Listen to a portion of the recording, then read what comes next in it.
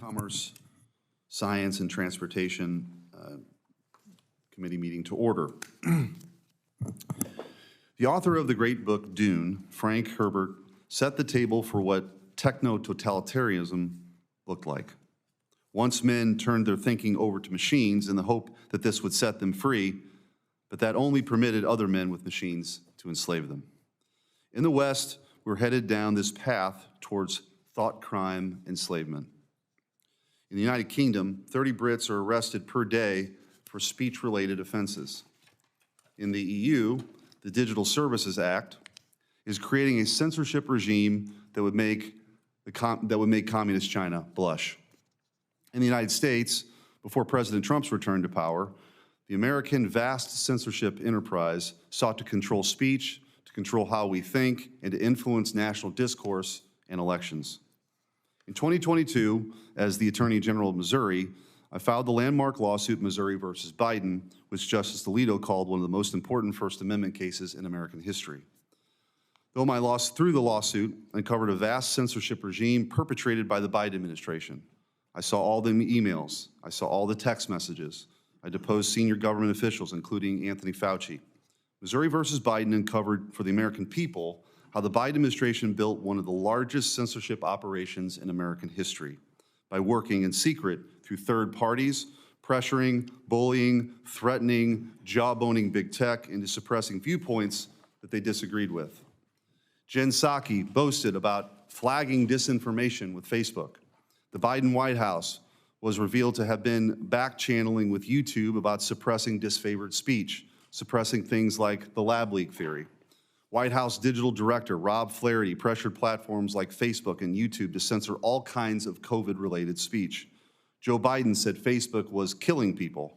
Last week, Chairman Cruz and the Senate Commerce Committee released a report that revealed more details about how the Biden administration, as part of this larger censorship operation, weaponized the Cybersecurity and Infrastructure Security Agency, or CISA, into an agent of censorship pressuring big tech to police speech. The Biden administration's collusion with big tech and non-governmental organizations to censor speech infringed on the individual freedoms of millions of Americans to limit what they could say, what they could hear, and what they could read. Fortunately, President Trump won a historic victory, and on January 20th, 2025, the first day of his second presidential term, President Trump signed an executive order titled Restoring Freedom of Speech and Ending Federal Censorship. But the story of censorship does not begin and end with the federal government. Big tech was censoring long before presidential jawboning, and I imagine will continue to censor long after. Here are some instances of pre-Biden censorship. All of big tech censored the Hunter Biden laptop story. Google banned COVID skepticism. Twitter shadow banned and suspended conservatives. Facebook throttled posts from pages like The Federalist and the New York Post. Facebook flagged and removed posts questioning voter ID laws and ballot harvesting. Two of today's witnesses, Alex Berenson and Sean Davis, were direct targets of this censorship operation and were deplatformed, shadow banned, and silenced for their viewpoints. Congress should address this problem with decisive legislative action like my Collude Act or my Censorship Accountability Act, both of which hold big tech and government censors accountable. I look forward to hearing from our witnesses about what Congress and this committee can do to make sure that no American, regardless of their political leanings, ever learns that the federal government, trusted with protecting their First Amendment rights, is actually working to undermine them behind closed doors. Our founding fathers recognized that freedom of speech is vital.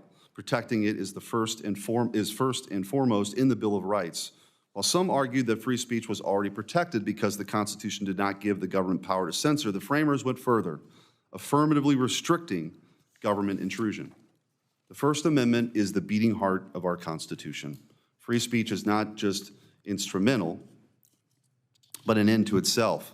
In the digital age, with all the peril and possibility that accompanies it, the struggle for free speech is the struggle for civilization itself. I want to thank the witnesses for being here today and look forward to their testimony.